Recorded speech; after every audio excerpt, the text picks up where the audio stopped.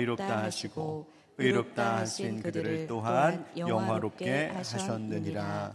아멘. 할렐루야. 아멘. 우리 옆에 계신 분하고 인사합시다. 부활하신 주님의 사랑으로 당신을 사랑하고 축복합니다. 시작. 부활하신 주님의 사랑으로 당신을 사랑하고 축복합니다. 찬양할 때 뒤에서 이렇게 여러분 뒷모습 바라보니까 얼마나 아름다운지요. 제가 뭐 앞모습을 못 봐서는 모르겠지만 어쨌든 얼마나 아름다운지. 왜 아름다웠냐면 참 찬양하는 모습이 아름답다 싶습니다. 성도님들 이렇게 바라보면서 뭐 제가 다 속속들이 다 알고 있지는 못하겠지만 저마다 가슴 아픈 일들도 있고 힘들고 벅찬 일도 있고 그래서 또 기도하기 위하여 나온 기도의 제목들도 많을 텐데 그런 어려운 현실의 바탕 속에서도 하나님, 난 하나님께 속한 자입니다. 하나님 영광 위에서 쓰임 받기를 원합니다. 손을 들고 찬양하는 아름다운 모습이 너무나 감동적이었습니다. 사람인 목사도 그 모습 보면서 참 좋다 하는데 여러분들을 정말 사랑하시는 우리 하나님 여러분 찬양하시는 모습 보고 얼마나 기뻐하셨을까 합니다. 여러분 어떤 형편에서도 늘 주님 찬양하는 그렇게 믿음으로 늘 주님께 시선 맞추는 여러분 되시기를 주님의 이름으로 축복합니다. 오늘 말씀의 제목 함께 따라하겠습니다. 피조물의 탄식과 성령의 도우심. 피조물의 탄식과 성령의 도우심. 우리가 부활절에 듣는 십자가 복음, 우리가 사순절 때부터 또 부활절을 지나 이 기쁨의 50일 동안까지도 사순절 또 이 부활절기까지 이때에 한번 로마서가 이야기하고 있는 십자가의 복음이 무엇인지를 다시 한번 들어보자 하는 그런 목적으로 하나님 말씀을 함께 나누고 있습니다.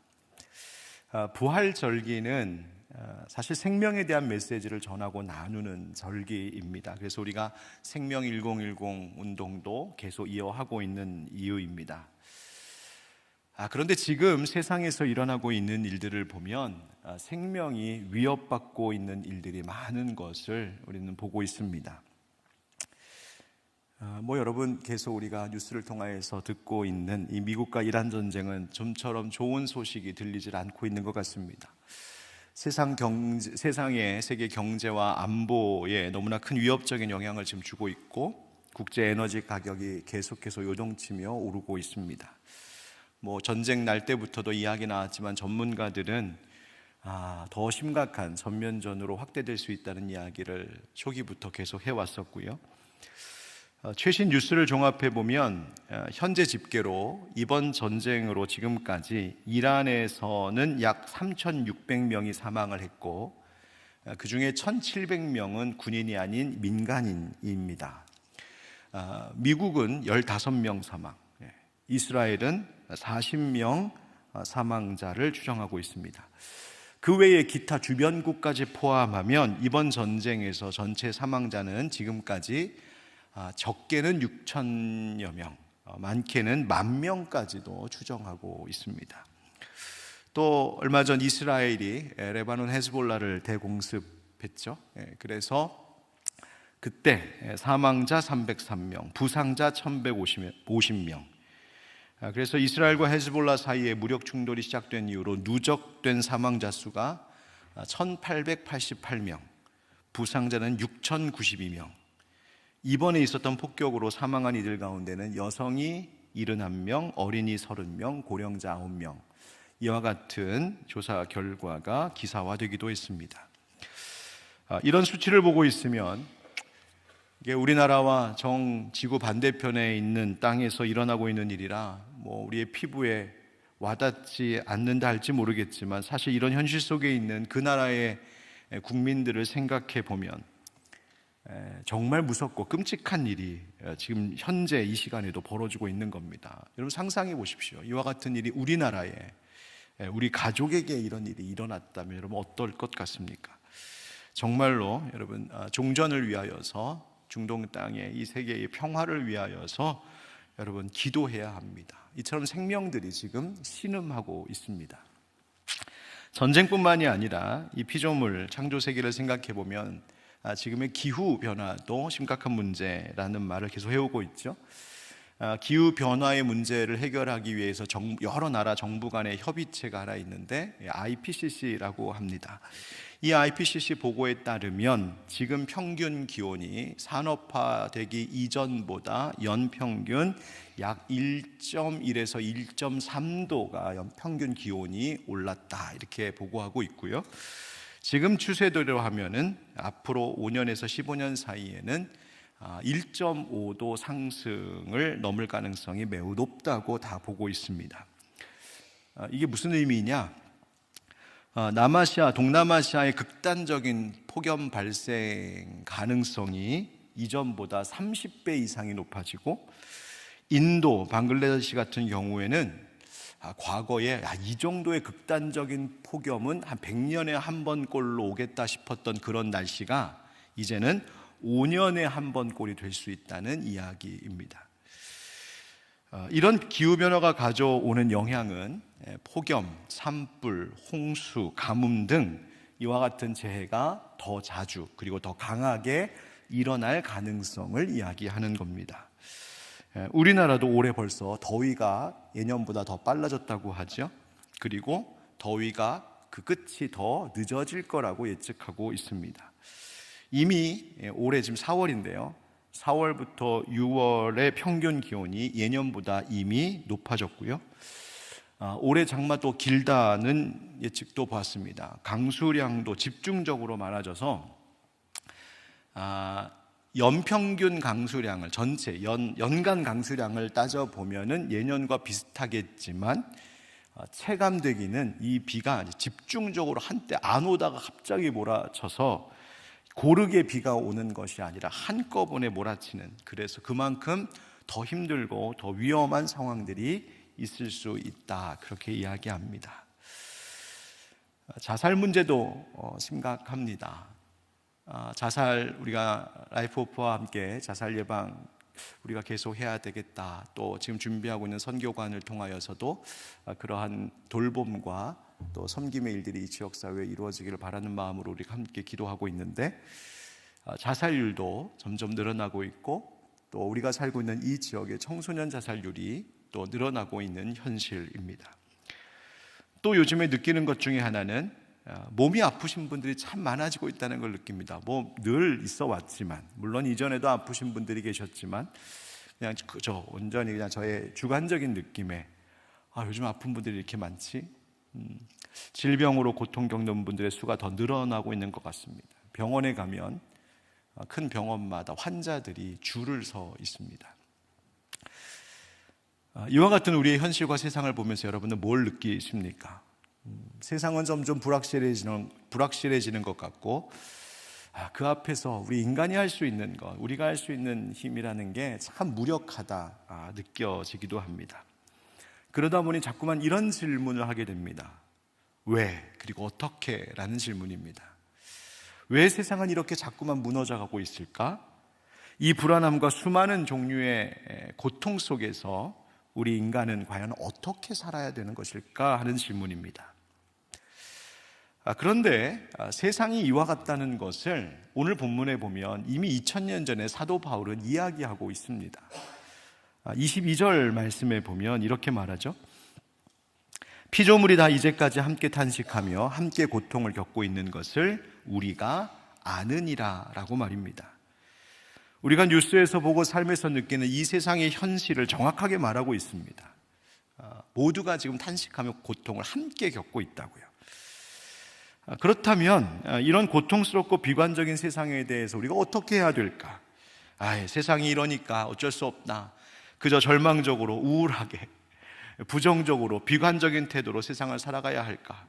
그냥 세상이 이 모양인 걸 어쩔 수 없으니 포기하고 그냥 원망하고 불평하며 살아야 될까? 아니면 나는 세상 일은 모르겠다, 그저 세상 즐기며 살자 하면서 극단적인 쾌락에 빠지는 이 세태를 그냥 보고 있어야 할까? 사도 바울은 이 피조물의 탄식에 대해서 이야기할 때 오늘 본문 이제 결론과 같은 이야기인데 이렇게 끝나지는 않을 거라고 이야기하고 있습니다. 즉 세상의 이 괴로움으로 인한 피조물의 탄식으로 그냥 이것이 결론이 되지는 않을 거라는 겁니다. 그러면 뭐가 있는가? 장차 나타날 영광이 있고 그 장차 나타날 영광을 향한 기다림이 바로 오늘 우리 성도들의 모습이 되어야 한다라고 말하고 있습니다. 오늘 말씀 통하여서 과연 탄식하는 세상이라는 것이 무엇을 이야기하는 것인지, 우리는 그런 세상 속에서 어떻게 소망을 붙들 수 있는지, 특별히 이런 현실 속에서 하나님의 자녀들이 성령의 도우심을 의지하며 산다는 것이 무엇인지에 대하여 말씀 한 절 한 절을 연이어 풀어가면서 함께 말씀을 나누기를 원합니다. 한번 따라 하실까요? 온 세상은 지금 탄식하며 기다리고 있습니다. 온 세상은 지금 탄식하며 기다리고 있습니다. 방금 말씀드린 것처럼 온 피조 세계와 자연과 생명들이 탄식하고 있는 세상입니다. 왜 이렇게 피조 세계 전체가 함께 탄식하고 신음하고 있는 것일까? 이유가 있지 않겠습니까? 결국 들여다보면 우리 인간의 죄로 인한 타락과 오염이 그 원인입니다. 인간의 끝이 없는 욕망, 탐욕, 더 많은 것 갖고자 하는, 그래서 다른 이들의 것을 빼앗고 자연과 피조 세계를 파괴하고 있는 인간의 타락과 죄악 때문입니다. 그래서 그것이 전쟁과 폭력으로 나타나고 환경의 파괴와 기후위기와 같은 심각한 문제로 나타나고 있는 거죠. 다시 말하면 지금 우리가 겪고 있고 또 목격하고 있는 세상의 이 혼란과 고통은 그냥 우연히 일어난 일이 아니라 타락한 세계, 타락한 인간으로 인하여서 나타나는 괴로운 증상이라는 것입니다. 그런데 이러한 고통에 대하여 성경은 그 고통의 의미가 뭐라고 이야기할까? 앞서도 잠깐 언급했던 것처럼 세상의 이러한 괴로움, 이러한 고통은 이렇게 해서 모든 것이 끝나고 이것이 결론이 될 것이 아니라 성도들을 어떻게 바라봐야 되는가? 하나님께서 지금 준비하고 계신 진정한 회복이 있고 그 회복의 영광을 기다리는 것이 우리의 성도의 몫이라고 성경은 이야기하고 있습니다. 그 말씀을 함께 보시죠. 18절 보겠습니다. 생각하건대 현재의 고난은 장차 우리에게 나타날 영광과 비교할 수 없도다 말하죠. 장차 나타날 영광이 있답니다. 그러니까 미래적인 영광이죠. 종말론적인 영광이죠. 그래서 19절에 보니 피조물이 고대하는 바가 있는데 그것은 하나님의 아들들이 나타나는 것이랍니다.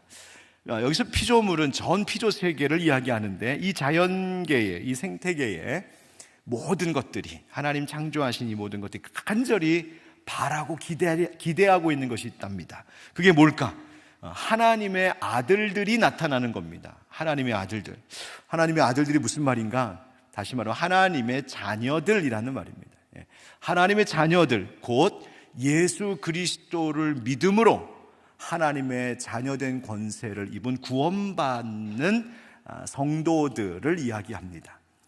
그들이 나타나는 것을 기대하고 있다는 거예요. 왜? 20절, 피조물이 허무한 데 굴복하는 것은 자기 뜻이 아니요 오직 굴복하게 하시는 이로 말미암음이라. 피조물은 이 인간의 죄, 인간의 타락 때문에 지금 허무한 데에 굴복하고 있답니다. 여기서 허무한 데라고 하는 말이 설명하고 있는 바울의 의미는 뭐냐면 부패함, 타락함, 이 세상의 오염, 지금 현실 우리가 지금 보고 있는 이 괴로운 일들입니다. 그런데 지금 이 피조물들이 그러한 괴로움에 지금 짓눌려 있다는 거예요. 그런데 이것은 피조물들의 뜻이 아니라, 즉 피조물이 원하는 것이 아니라 성경에 보니까 오직 굴복하게 하시는 이로 말미암음이라. 여기서 굴복하게 하시는 이란 바로 그렇게 정하신 하나님 앞에 이 피조물들이 이 상황을 지금 겪고 있다는 말입니다. 그리고 오해하지 말아야 될 것은 하나님께서 이 허무한 것들, 즉 타락과 오염과 죽음을 만드셨다는 뜻이 아니고요, 하나님께서 이 타락한 지금의 상황을 허용하시고 이 모든 것을 지금 하나님의 통치 아래 두고 계시다는 이야기입니다. 하나님 지금 이걸 다 다루고 계시다는 말입니다. 앞서 분명히 말씀드린 것처럼 이 피조 세계가 지금 겪고 있는, 우리가 보고 있는 이 전쟁도 질병도 세상의 오염도, 이러한 것들은 인간의 타락과 죄 때문에 일어난 일인데, 이와 같은 이 세상의 깨짐을 하나님께서 그냥 방치하고 계신 것, 하나님 모른 척하고 계신 것이 아니라 이 모든 피조 세계를 다시 구속하시고 회복하시기 위하여서 하나님이 세우신 크고 그 광대한 그 장엄한 하나님의 구속의 계획의 과정 속에 지금의 이 모든 상황들을 두고 계시다고, 세상의 구원을 위하여서 이 모든 것을 하나님께서 지금 친히 다스리고 계신다고 바울은 선포하고 있는 것입니다. 그래서 21절 봅시다. 그 바라는 것은 피조물도 썩어짐의 종노릇한 데서 해방되어 하나님의 자녀들의 영광의 자유에 이르는 것이니라. 그러니까 지금 피조물들이 그렇게 그 허무한 것들을, 이 세상의 부패와 타락과 썩어짐과 오염, 이러한 것 아래 종노릇하고 있게 되었는데, 이 모든 것들로부터 그 피조 세계도 해방되기를 너무너무 원해서 기다리고 원하는 것이 있으니, 이것은 인간의 죄의 시작이었던 아담으로부터 시작된 이 죄의 문제로 세상 가운데 임한 심판과 저주와 이 사망의 문제로부터 인간이 마침내 구원되어서, 즉 하나님의 자녀들, 아까 얘기한 하나님의 아들들, 그 하나님의 자녀들 성도들이 이제 누리게 될 구원, 영광, 그리고 그 영광이 주는 자유함에 그들이 이를 때에 이 피조물들도 다 함께 같이 이 모든 썩어짐으로부터, 이 모든 타락함과 이 탄식으로부터 그들도 자유함을 얻기를, 그들도 해방되기를, 그들도 구원받기를 원하고 있다는 겁니다. 22절 이어서 보겠습니다. 피조물이 다 이제까지 함께 탄식하며 함께 고통을 겪고 있는 것 우리가 아느니라. 앞서 읽었던 말씀이죠. 여러분 보십시오. 지금 봄이 너무나 아름답습니다. 봄에 벚꽃은 이제 서서히 지어가고 있지만 이어서 예쁜 꽃들도 피고 푸른 잎들이 피어나는 모습 보면 참 싱그럽고 좋습니다. 그냥 겉으로 이렇게 보면 야, 세상 참 아름답다, 잘 지내고 있는 것 같고 또 자기를 이렇게 잘 즐겁게 이렇게 있는 것 같은데, 지금 성경은 뭐라고 말하고 있냐면, 아니, 실제로는 저 자연세계도 피조물들도 지금 슬퍼하고 탄식하고 신음하고 있다. 이 환경의 오염, 기후의 변화, 전쟁, 재난, 질병, 이것의 원인이 된 인간의 타락과 이 끝없는 탐욕, 이러한 것 때문에 다 슬퍼하고 탄식하고 있다는 거예요. 누군가 이렇게 말하더군요. 실로 귀를 대지에, 땅에 대고 들으면 천연의 신음소리가 들립니다. 나는 아프다, 나는 괴롭다, 사람의 아들들아 빨리 구원받아 너와 함께 우리를 구원시키라고. 우리는 이 썩어짐의 종됨을 견디지 못하여 하나님의 자녀들의 영광의 자유에 이르기를 원한다라고 지금 땅이, 이 자연이, 생태계가 지금 이렇게 신음하며 외치고 있다는 겁니다. 이렇게 세상의 자연이 탄식하고 있는데 뿐만 아니라 이 피조세계의 탄식과 함께 또 들리는 탄식 소리가 한편에 있습니다. 누구의 탄식 소리인가? 따라합시다. 구원받은 성도들도 탄식하고 있습니다. 구원받은 성도들도 탄식하고 있습니다. 성도의 탄식입니다. 23절 말씀에 그뿐 아니라 또한 우리 곧 성령의 처음 익은 열매를 받은 우리까지도, 성령을 받은 우리입니다. 구원 이미 받은 우리입니다. 그런데 우리까지도 속으로 탄식하여 양자될 것, 곧 우리 몸의 속량을 기다리느니라, 이렇게 말합니다. 여러분, 우리 이미 예수 믿어 구원 얻은 사람들입니다. 이미 성령께서 우리 가운데 함께 하시는 줄 믿습니다. 여러분 믿으십니까? 아멘. 우리 구원받은 사람들입니다. 하나님 자녀 되었어요. 그런데 문제가 아직 하나 있습니다. 그게 뭐냐면 아직 우리의 몸의 상태가 죽음에 종된 상태라는 겁니다. 우리의 몸은 여전히 질병에 걸리고 노화되어 가고, 우리는 육신이 죽는 죽음을 피할 수 없는 존재입니다. 그러니까 이 지금 피조세계, 자연만이 아니라 우리 역시도, 내가 아무리 예수 믿고 구원받았다 할지라도 이 몸을 입고 있는 한 우리 몸은 역시 질병과 또 늙어가고 약해져가고 있는 그런 노화에 우리는 어쩔 수 없이 그 아래 있을 수밖에 없는 실체라는 것을 자백하고 있는 거죠. 그래서 우리 속에 탄식이 있습니다. 그래서 우리 성도들 가운데에도 몸이 안 좋아요. 목사님 몸이 너무 안 좋아요. 힘들어요. 그리고 막 저도 가끔 일어날 때 하고 막 일어나고 약해지고 머리 하얘지고 막 이런 거 이제 보면서 그렇구나. 말씀이 내 안에 이루어지고 있구나. 말씀대로구나 진짜. 정말 우리가 그렇구나 라는 것을 봅니다. 그래서 우리 속에 탄식이 있다는 거예요. 우리 영혼에 탄식이 있다는 거예요. 우리 몸이 속량을 기다린다. 우리의 몸도 구원받기를 기다린다는 거예요. 그래서 이제 이 바울은 이렇게 피조세계도 탄식하고 심지어 구원받은 성도들도 탄식하고 있는 이 세상에, 이 현실의 형편 속에 있는 우리에게 이런 메시지를 주고 있습니다. 우리 24절은 같이 읽어볼까요? 24절 시작. 우리가 소망으로 구원을 얻었음에 보이는 소망이 아니니 보는 것을 누가 바라리요. 아멘. 우리가 소망으로 구원을 얻었으면 우리에게 소망이 있다 없다? 갑자기 불안해지는데요. 여러분, 우리에게 소망이 있다 없다? 있다는 거예요. 우리가 소망으로 구원을 얻었음에 소망이 있어요. 예수 그리스도를 믿음으로 우리가 구원받을 것이라는 소망이 있어요. 이미 우리에게 구원이 시작된 것이죠. 그죠? 구원이 시작되었어요. 그러나 이미 시작된 구원인데 아직 온전하게 구원을 받은 것은 아니다. 아까 말씀드린 것처럼 우리 몸은 아직 병들고 죽음을 피해갈 수 없는 몸. 그럼 우리의 이 구원은 언제 완성이 될까? 바로 성경이 이야기하고 있는, 예언하고 있는 것, 그리스도께서 다시 오실 때에 구원이 완성될 것인데, 우리의 몸까지 속량함을 얻게 될 것인데, 예수님처럼 우리도 부활체가 될 것인데, 이것이 우리 하나님의 자녀된 자들에게 소망이라고 이야기합니다. 이것이 우리에게 소망이다. 주목하셔야 돼요. 다른 것이 아니라 이것이 우리의 소망이다. 바울도 알아요. 바울이 뭐라고 말하냐면 방금 읽었던 말씀에 보이는 소망이 아니니, 당장 이것이 보이질 않습니다.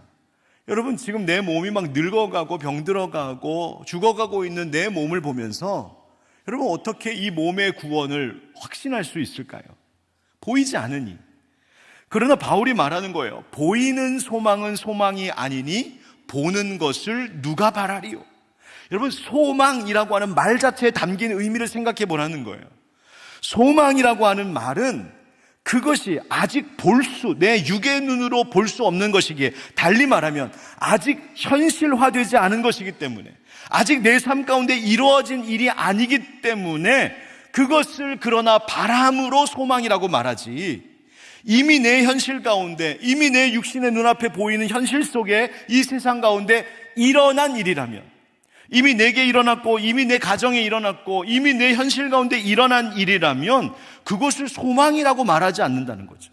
그건 현실이죠. 이미 일어난 사실이죠.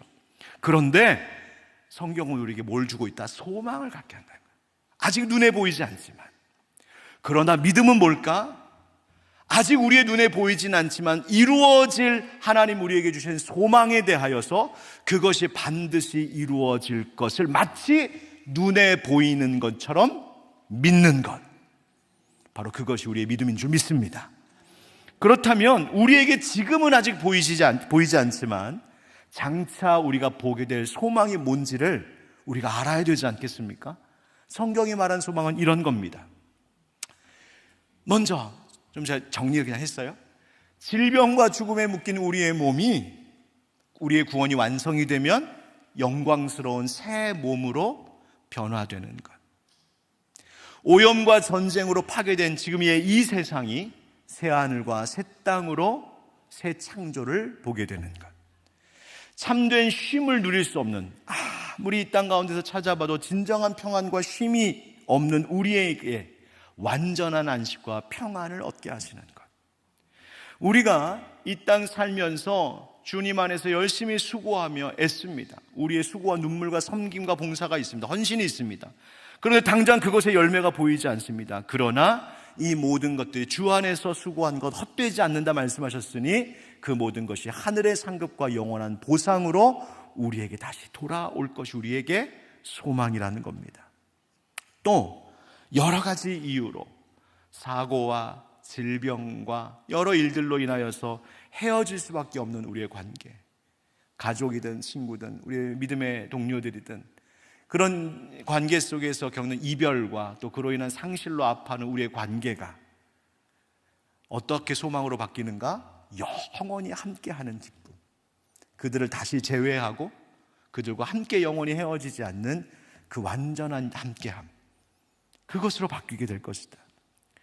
이 세상은 죄와 고통으로 가득한 세상인데 그 죄와 고통이 다시는 없는 완전한 나라가 될 것이요, 고린도전서 13장 12절의 말씀과 같이 우리가 지금은 거울로 보는 것 같이 희미하게 알던 우리의 이 믿음이 이제 그때가 되면 예수 그리스도를 얼굴과 얼굴로 대면하여 뵙는 영광을 보게 될 것이다. 여러분, 이것이 바로 오늘 지금은 보이지 않으나 장차 보게 될 영광이라는 것입니다. 사랑하는 성도 여러분, 아무리 지금 고통과 어려움이 내 현실 가운데 있어도 하나님께서 불러 하나님의 자녀 삼으신 예수 믿는 성도들에게는 이와 같은 장차 보게 될 영광이 반드시 있다는 사실을 여러분 잊지 않고 붙드는 소망의 사람들, 믿음의 사람들 되시기를 주님의 이름으로 축원드립니다. 그래서 어떻게 해야 된단 말인가? 25절 다 같이 읽읍시다. 시작. 만일 우리가 보지 못하는 것을 바라면 참음으로 기다릴지니라. 아멘. 그렇게 방금 제가 정리해 드렸던 이와 같은 영광을 지금은 보지 못하지만 그 보지 못하는 영광을 바란다면, 소망한다면, 믿는다면 그 믿는 사람은 어떻게 살아야 된다고 말하고 있습니까? 참고 기다리라는 겁니다. 참고 기다리라. 그래서 우리가 신앙생활하면서, 믿음 생활하면서 내 안에서 믿음이 키워진다는 것, 믿음이 반석과 같이 굳세진다는 것이 뭘까?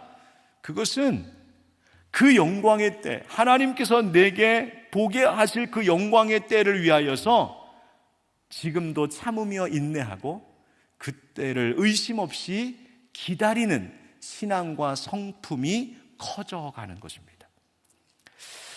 여러분, 제가 실제로 목회하면서요, 좀 우습게 들릴지 모르겠지만 스스로 이런 질문 자꾸 던질 때가 많습니다. 목회가 뭘까?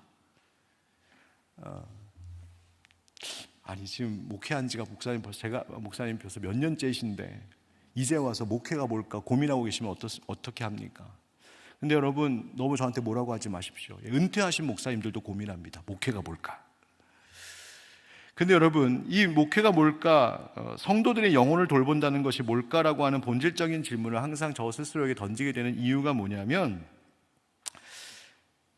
인생에 너무 어려운 일들을 겪고 있는 성도님들을 뵐 때 가정이 깨지고 관계가 깨지고 혹은 정말 심각한 암과 같은 중병에 걸리시거나 혹은 직장 생활이 너무 어렵거나 사업이 실패하거나 혹은 그 마음에 큰 상처와 어떤 과거의 기억으로 감정적으로 정서적으로 우울함과 슬픔 속에서 계속해서 괴로워하고 있는 분들, 거기서 헤어나오지 못하고 있는 분들 등등, 이런 성도님들의 상황을 보게 되면 사람인 목사가 할 수 있는 일이 너무너무 미약하다는 것을 깨닫기 때문입니다. 성도들이 목사님 기도해 주십시오, 이런 문제가 있습니다, 가지고 오는 문제 중엔 제가 직접 해결할 수 있는 일들, 솔직히 말씀드리면 거의 없습니다. 제가 직접 해결할 수 있는 일은 거의 없습니다. 그래서 자꾸 묻는 거예요. 목회가 도대체 뭐지? 그런데 목사가 해야 할 일, 목사가 할 수 있는 일이 하나 있습니다. 그것은 그 성도님이 그렇게 힘들고 어려운 현실을 겪고 있지만 그럼에도 불구하고 잘 인내하고 그 하나님의 때를 기다릴 수 있도록 곁에 같이 있어주는 겁니다. 그냥 그 길을 같이 걸어가 주는 겁니다. 곁에서 흔들릴 때마다, 지칠 때마다 위로해주고 격려해주고, 앞서 바울이 얘기한 그 소망, 장차 우리가 보게 될 그 영광의 때가 있음을 보는, 그 소망하는 그 믿음을 잃지 않도록 곁에서 도와주는 것. 그래서 그분을 위해서 기도해주고 참고 기다릴지라 했으니 참고 기다릴 수 있도록 계속해서 소망의 말씀을 전해드리고 권면하고 붙잡아주는 것. 그것이 목회자가 할 수 있는 일임을 깨닫게 됩니다. 때로는 여러분, 목사인 저 역시도 흔들릴 때 있습니다. 저 역시도 무너질 때 있습니다. 그때 날 누가 붙들어 줄까? 여러분 잘 부탁드립니다.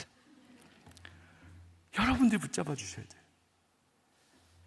여러분, 목회가 그것이고 교회라는 믿음의 공동체, 함께 신앙생활한다는 성도의 관계라는 것이 바로 거기에 있습니다.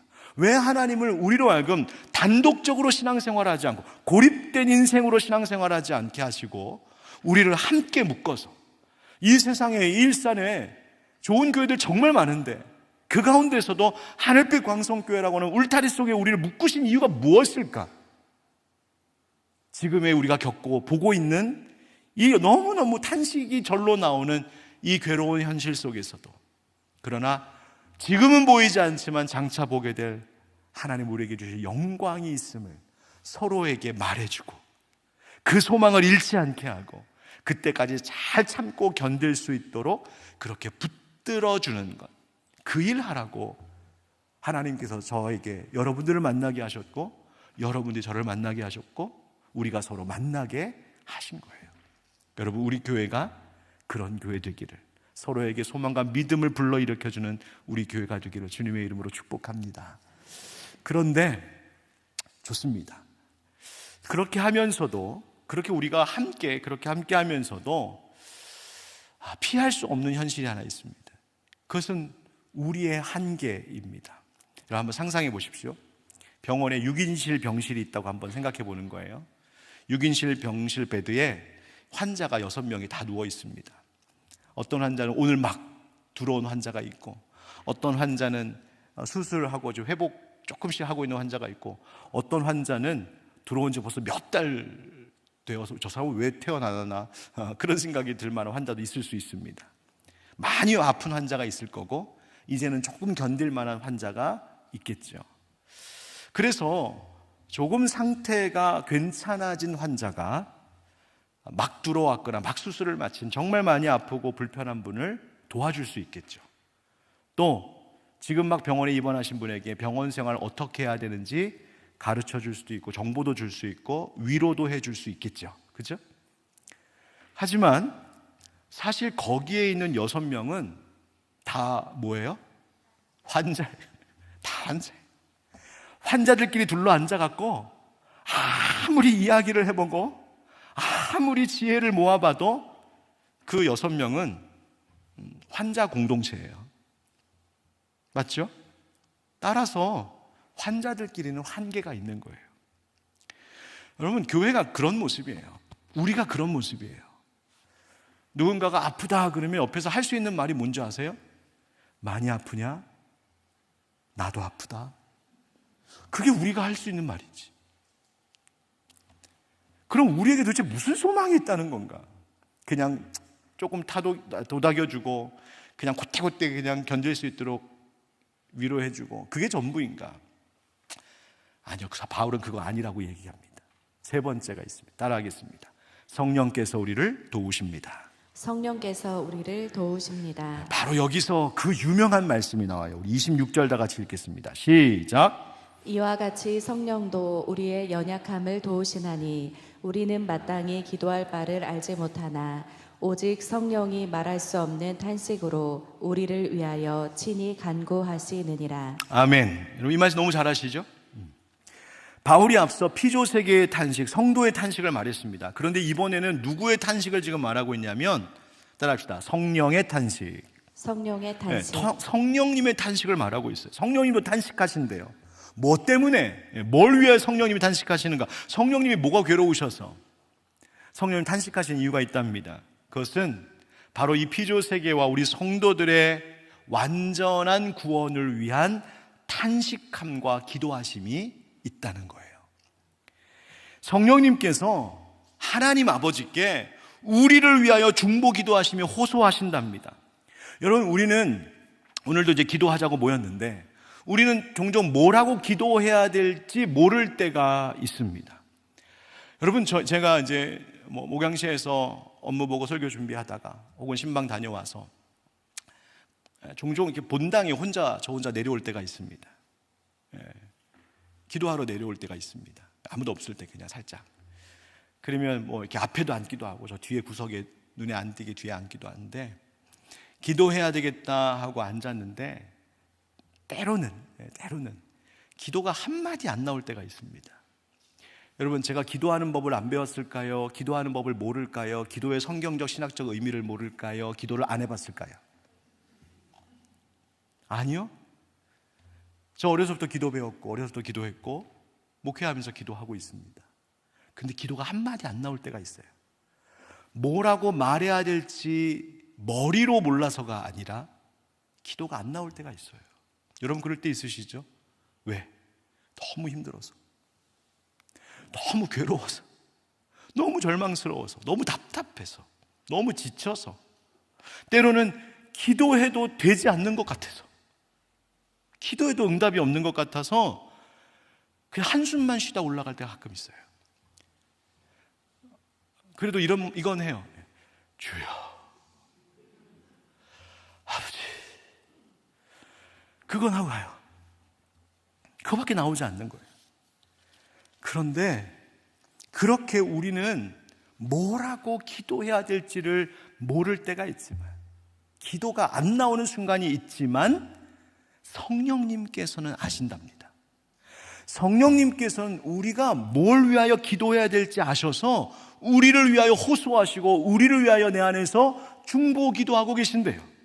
제가 여기 혼자 앉아갖고 한숨 내뱉으면서 아버지 주여 할 때 그 말만 하고 올라가는 그 순간에도 제 안에 계신 성령님은 저를 위하여, 그리고 우리 하늘빛 광성교회를 위하여 기도하셨다는 거예요. 27절 말씀 같이 읽겠습니다. 시작.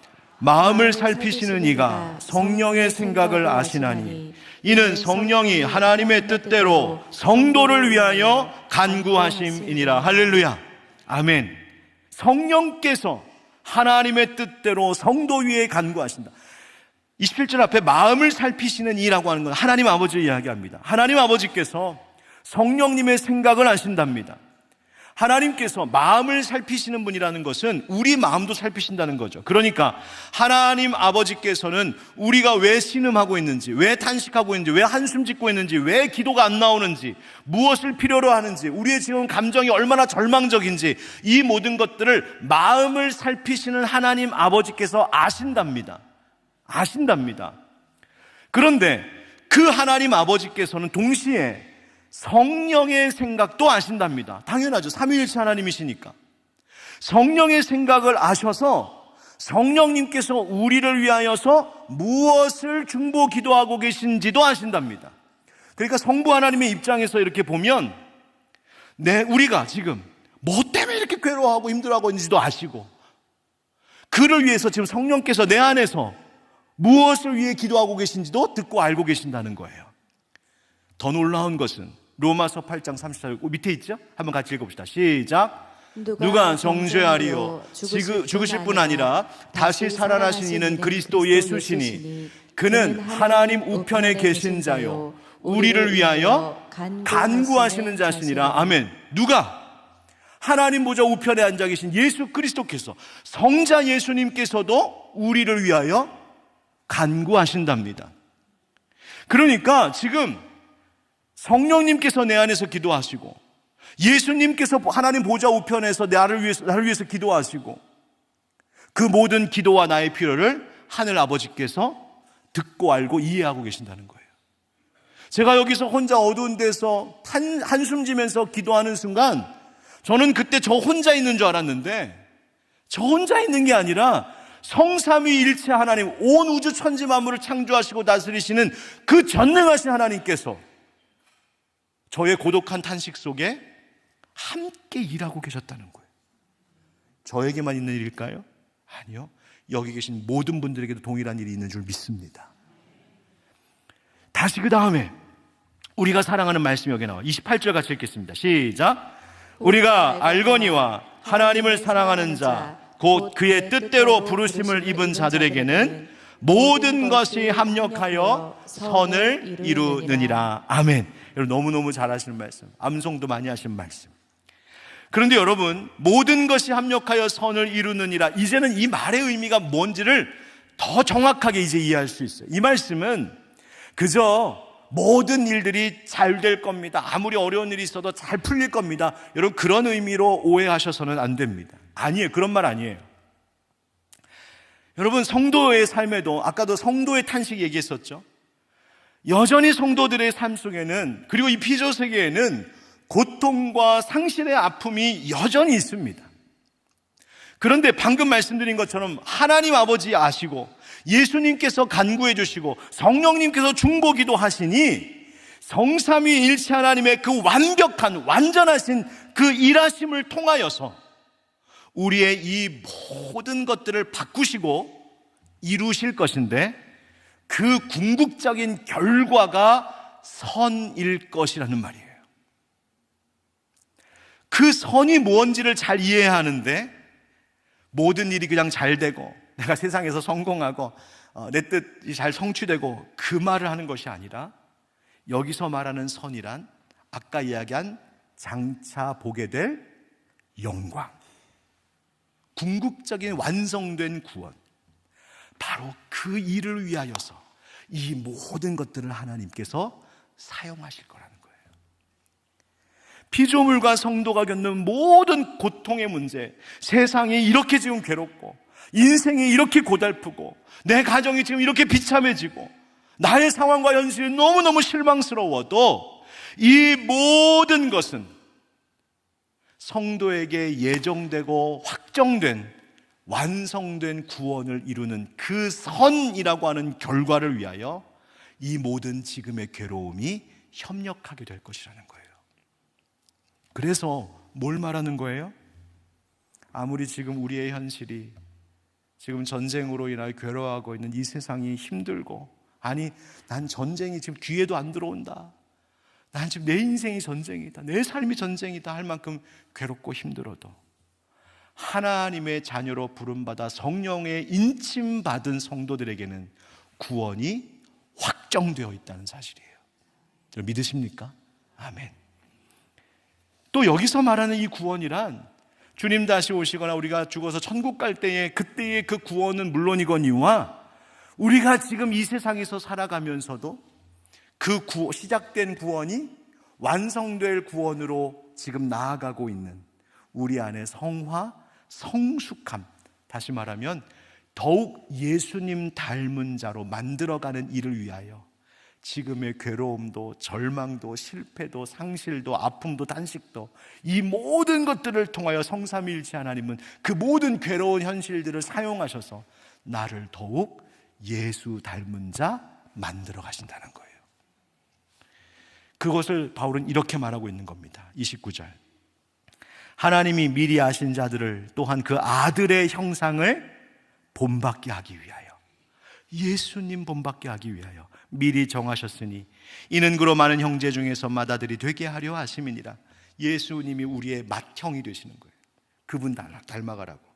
또 미리 정하신 그들을 또한 부르시고 부르신 그들을 또한 의롭다 하시고 의롭다 하신 그들을 또한 영화롭게 하셨느니라. 할렐루야. 아멘. 이것을 이제 좀 교리적인 용어로 말하자면, 우리를 정하셨다라는 말, 정하신 그들이라는 말을 하나님의 예정하심이라고 말하는 것이고요, 부르신 그들, 우리를 부르셨다는 거죠. 소명이, 우리를 불러주셔, 소명. 그 다음 의롭다 하셨다고 말하고 있죠. 칭의. 그리고 마침내 영화롭게 하셨다, 영화. 그래서 저 정하심, 부르심, 의롭게 하심, 요 세 가지는 이미 우리 가운데 예수 믿는 순간 일어난 일이요. 영화롭게 하심은 장차 보게 될 아까 그 소망의 이야기들인데, 지금 그 사이에 우리가 성화되어져 가고 성숙해가는, 즉 예수님이 내 맏형이 되시는, 예수님 닮아가는 그 모습으로 나를 이루어 가시는 그 선을 위하여 하나님이 지금 내 인생의 모든 괴로움을 사용하실 것이라는 말입니다. 결론 맺겠습니다. 결론. 그러면 우리 어떻게 살아야 될까요? 첫째, 이 세상과 삶에서 일어나는 일에 대한 올바른 관점 가지시기를 권면합니다. 지금 전쟁의 일도, 환경과 기후의 이 변화도, 아니 지금 내 가정에서 일어난 일, 내 삶 가운데서 일어난 일, 우리 교회에서 일어나는 일, 이 나라에서 일어나는 일, 사회에서 일어나는 일, 이 모든 일에 대하여서 바라볼 때 올바른 관점 가져야 되는데, 그 올바른 관점이란 이 세상 이 모양 이 꼴인 거 보니까 하나님 안 계신가 보다, 하나님 무능하신 것 아닌가, 하나님 실패하셨나, 하나님 내게 관심이 없으신가, 그런 관점이 아니라 지금의 고난도 절망도 하나님이 당신이 예정하신 영광을 이루어 가시는 과정으로 이해해야 된다는 거예요. 여러분, 그런 올바른 관점을 늘 갖고 살아가시는 여러분들에게 주의 이름으로 축복합니다. 두 번째, 그러므로 우리의 힘만으로 되지 않으니 성령님께서 우리와 함께 하시기를 의지하며 기도하셔야 됩니다. 우리의 모습이 자꾸만 6인실 환자 공동체 같이 되어버리면 안 됩니다. 성령님이 우리 가운데 계셔야 합니다. 그래서 기도하는 동안 들으셔야 돼요. 뭘 듣느냐?